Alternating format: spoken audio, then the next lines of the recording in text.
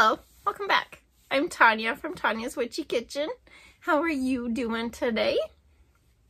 Bright, beautiful, humid day here. What else is new? But anyway, I'm not going to chit-chat because I need to chit-chat about this video. So, as a soaper, I use a lot of fragrance oils. But what do you do when you have just itty-bitty amounts of oil left? Or even from my big bottles, you know, you get to that end and it's just like, it's just a little bit. I mean, if it's a,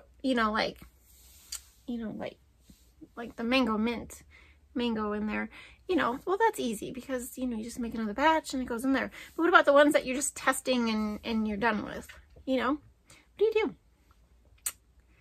You make a batch of puppy bars. That's what you do. So there is a process. There's a process to figure out. So you use one whole batch of soap. And so the same batch. And then what you do is you figure out, and I did it as I was going. I just picked out the ones that I knew had just little tiny amounts in there. And then as I was going, you figure out, this much fragrance oil to this much batter. Make sure you check your manufacturer's guidelines. If you don't, most of mine are 5% or up, right? Every once in a while I come across one that is 3% usage. And I don't do it according to my batter weight. I do it according to my oil weight. So here's another kicker. Yeah, that's what the math was. So, that's what we're doing today. We're making puppy bars. Yes, they are used, or yes, they have been tested on puppies, but these are actually for kids. They're not specifically my puppy. No, they're really actually kind of close to my puppy bar recipe, but okay. Anyways, I haven't found a bar that actually irritates my dog yet. So it's kind of funny. But, yeah. So that is what we're doing today. Hopefully you get the math and in it, and flying by the seat of my pants today. Tell you, yeah, so we're gonna go check out the video. 3 things: dream big, be true to you, you are worth it. I'll see you later. If you go by batter weight for your fragrance oils, use the manufacturer's calculator for the fragrance oil. If you go by oil weight, we need to figure out how many oils in ounces in an ounce of batter. Okay, in ounces. So there's 2 ways. Divide the batter ounces by oil ounces, which my batter size is 19 ounces. And my total oils are 12 ounces, so I get 1.58.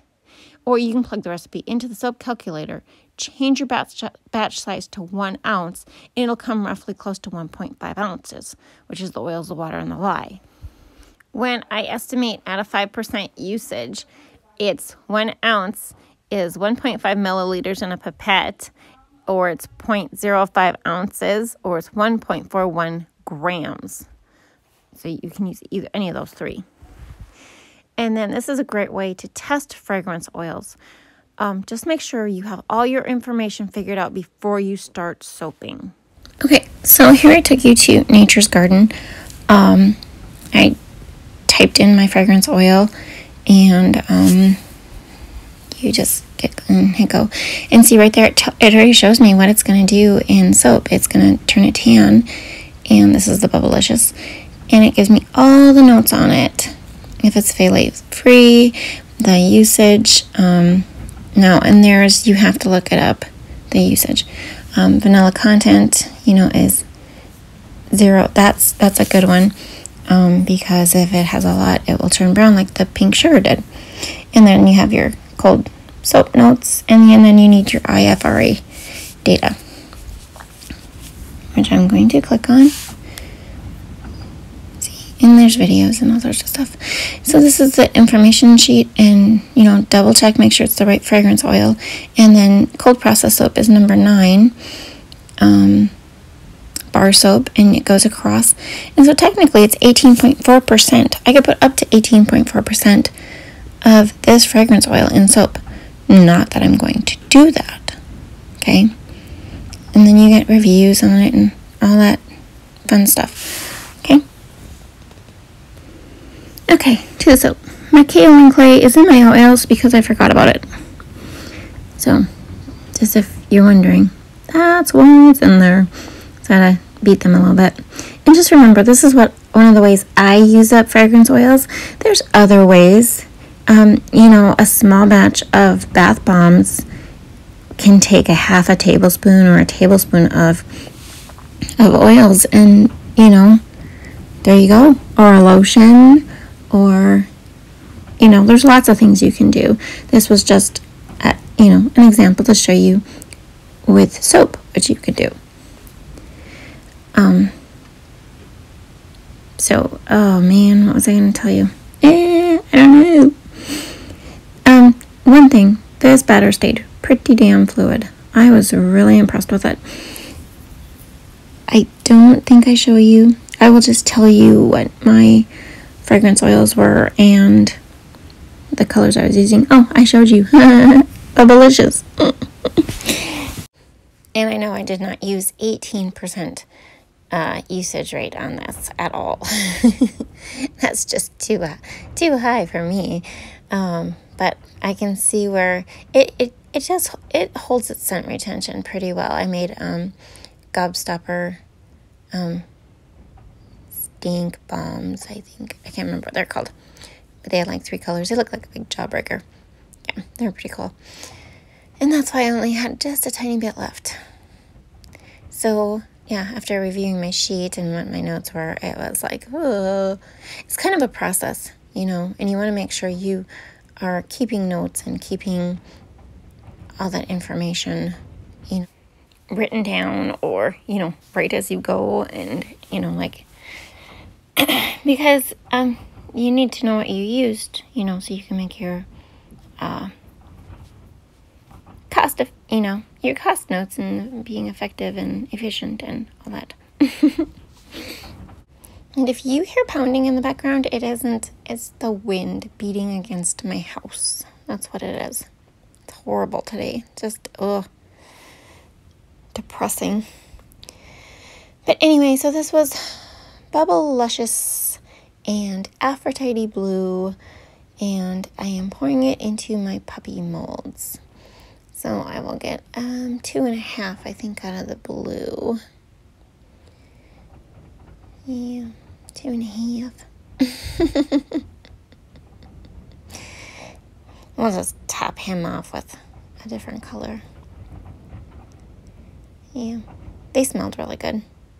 And it's fun to do puppy bars because, you know, there's no cut to it, but they're just fun. I don't know why. They're cute. Reminds me of Blue's Clues and Paw Patrol. I had a little bit of oil that I was putting in each batch, just a tiny bit, for my micas, but then half the time I didn't remember to mix my micas right away. It was so dumb. It was so dumb. Okay, the next one is Fairy Garden by Nurture Soap. Sorry, that was a quick one. And I think the color was Pow Pow Purple from Mad Micas. We'll see if, yeah, it is. It's purple. Yeah, efficient notes. That is the kicker to this process. Is, you know, do your research on your oils first, and then, or unless you've already done it. Like some of my favorite ones I have note cards for, that I have all my notes on there, and but yeah, you just keep your notes really well, and it makes the process easier at the end. And I think I get 3, maybe I get 2.5 purple. I can't remember. I get 2.5 purple. Okay, and to the next one. Yeah, no, I am not cleaning my my bowl. I am reusing my bowl and reusing my spatula and reusing my knife, because I am not dirtying up that many dishes if I don't have to. In this process, it's fine. The scent's not going to change anything. That little bit of batter in there isn't going to do a dang thing. So I just wiped the tip off because there was more than I thought. This one, you can't see it, but it's actually pink sugar from Wholesale Supplies Plus, and it turns See the sugar? I think it's sugar. I don't know what that is. But it has like a 13 or 15% vanillin content, and it will turn soap brown. Interesting enough, I never used this for soap until now. I made bath bombs out of it. They were freaking delightful, and they didn't turn brown, people.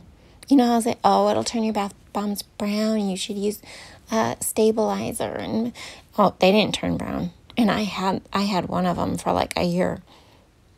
It was delightful, and it did not turn brown, so they're full of crap. Test it. That's what testing is for, right? You have to test things. So it is pink. I wasn't going to dye it. It's ballet slippers. No, Always a Bride. Always a Bride by Mad Micahs. I wasn't going to color it, but then I thought, no, I'm going to show you what this does. This is what happens when soapy notes say it will turn brown. They're not kidding you. Okay, on the soapy notes. I know there are a lot of questions about is it going to turn my bath bombs brown, but it didn't turn mine brown. Okay, it was really a nice scent for bath bombs. I really liked it. Yeah, so I just topped him off because there wasn't enough left. And to the next one. Let's see. I think, I was seeing how much batter I had left because the next one I was going to use up, I had to actually, I figured I had more fragrance oil than I did batter at this point. So yeah, and it's Crazy Caramel Popcorn by Wholesale Supplies Plus. And we're using Buttercup Yellow from Brambleberry. Those are the colors. And this one will discolor it a little bit. And so with the yellow and the discoloration, you know, it does do a color morph. I'm going to show you one here coming up. It's super crazy. Lovely scent. Just delightful. But it does some wonky stuff to colors and soap. I tell you what. Super weird. But that's just how it is, right? Okay. Pouring the popcorn. I call it popcorn. Crazy Caramel Popcorn. Into there. And I had too much batter for my bars. Probably because when I normally make my puppy bar batch, it has lavender essential oil or sometimes eucalyptus and lemon or something, and essential oil rates are usually a lot less in soap than fragrance oils can be. So that's probably why I had so much left over. And that is just one of my little molds, and then I still had some, so I just popped it into this extra mold. I'll give it to my grandson or let my son have it. I guess they can each have one.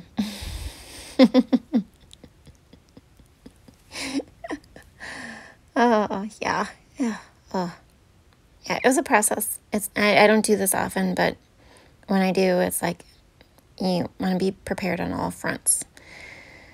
So here is the quote uncut. That's soda ash, if you could see it. Just showing that to you. That one did not get covered. They all got C-pupped, and the puppy bars got covered with saran wrap. In case you wanted to know, I didn't spray them. I just covered them with saran wrap, and they'll probably get soda ash on them because I pulled them early. But anyway, there's my little dragon. He's so cute. That was my little white mold. And here are the puppy bars. They're just so cute. Aren't they pretty? That Aphrodite blue is so pretty. And the Pow Pow purple. It's a little lighter than I thought, but that's okay. Now, look how dark that is. That ain't no freaking pink. That ain't pink by any means. It might be a little bit of a different brown just because I had there's my two-toned one. Just because I had my Always a Bridesmaid color in there. So it could be a different brown than it would turn normally, but it's still freaking brown. What do I say? What do you say? The yellow's not too bad. I thought it was going to actually be a little bit more oranger, but that's okay. It works. It works. There's my two-tone. I usually don't normally like do a lot of fixing on puppy bars because that's the back and, you know, kids don't care. The bucket beside, if you can see it, in the left hand bottom corner, that's just where I put all my scrap soap. I'm starting a new one, which means I have a whole one filled up, so we'll be doing something with that down the road. I can't say specifically when, it's just down the road. But yeah, there you go. How you liking it? There are the puppy bars. Multi-batch, using up fragrance oils. And these are day 2. Just wanted to show you the extreme change of color on some of these. So there you go. I hope you had a good time. Thank you for stopping by. I'll see you next time. Bye-bye.